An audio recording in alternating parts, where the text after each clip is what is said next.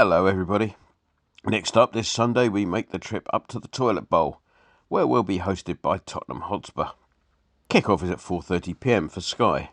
Coming into town there's nothing between Liverpool Street and Shenfield, and there's also replacement buses on the C2C, so check before you leave and leave early, as ever.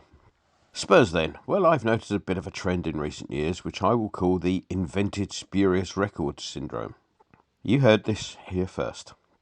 My theory is this. Let's say you're the owners of a small to mid-range club whose supporters think they're a bit bigger than Barcelona. However dim the supporters are, you don't want to disavow them of this notion. But the fact that you never win anything is beginning to get noticed. So what do? Well, you firstly apply for a membership of the so-called Super League.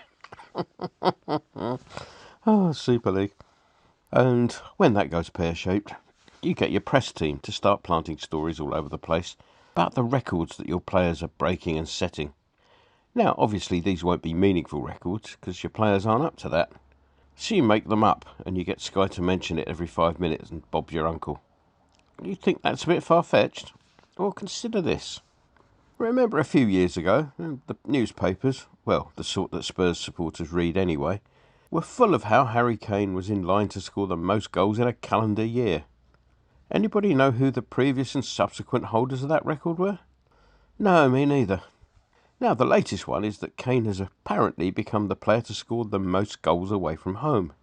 When did that become a thing? Next up, we'll have Kane becoming the player with the most goals at grounds whose name ends in the word park. I'm sure that Tottenham supporters are already planning the open-top bus ride for that one. In the league, they're currently in 7th spot, which would be good enough to see them qualify for the Thursday night Isthmian League they so hilariously crashed out of just before Christmas, citing COVID as the reason for not popping over to Rennes to go through the formality of being knocked out in person. They're level with us on points, but have a game in hand. Now, at one point, they had 3 games in hand with the potential to overtake us by quite a distance, but their inconsistencies reduced that potential margin to sensible levels.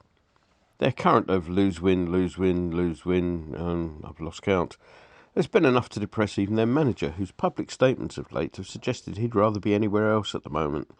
This is despite him being allowed to spend a few bob in the January window. Daisy informs me that something of the order of £15 million went on Uruguayan midfielder Rodrigo Betancourt. He was once part of a complicated deal involving Carlos Tevez, that particular deal seeing him move from Boca Juniors to Juventus, for whom he eventually made over 100 league appearances. At 24, he's already made nearly 50 appearances for the Uruguayan national side, so he'll have a lot of experience of not winning things. The second new arrival came in the form of a loan deal. Winger Dejan Kulusevski also came in from Juventus. The loan, which expires at the end of next season rather than this one, cost Spurs £10 million with an option to buy for an additional £35 million being included in the paperwork. Interestingly, the deal apparently contains a clause requiring Spurs to buy the player should certain conditions be met. Presumably that relates to the number of appearances. So look out for him being left out of the squad if money gets tight next season then. Bored with talking about Spurs, so we'll move on to the wild and wacky world of association football. And there was an unusual interruption to the Everton versus Newcastle match, which was delayed by a protester who tied himself to a goalpost as a protest against, well, some stuff or other. An Everton supporter who had entered the pitch to lamp the protester got intercepted before he could do too much damage. It appears that the protester ensured maximum coverage for whatever he was that irked him by tying himself to the Everton goal. Up the other end, nobody would have noticed. Just a short look at the wild and wacky world this week, and we're going to move on to us. The big question is, of course, how much will the efforts of Thursday have taken out of the team that will line up against Spurs? Well, there'll be 3 definite absences in the form of Ogbonna, Soufal and Bowen. Rice and Antonio were complaining of what were hopefully minor ailments at the end of Thursday evening, but obviously it's not ideal having to play a team for whom this will be a major cup final, having had to play for 2 hours only 72 hours previously. That sort of thing can be a great lever. However, the players will be feeling infinitely less tired than they would have been had we not won the game, and you can't underestimate the mental effects of a damn fine win on the players. Which I suppose brings in nicely onto the matter of the prediction. I think that the effects of Thursday night will have just enough to act to our detriment. So a match that I might have expected us to get 3 points from may end up with us having to settle for one.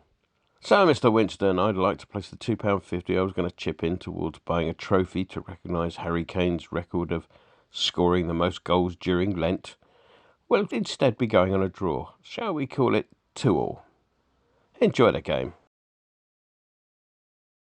So we're here in the offices of a Late Late Show with the host of a Late Late Show, James Corden. Hi. Big West Ham fan. Yes. And big knees up Mother Brown, man. Yeah. Get on the forum at kumb.com. Come on, you irons.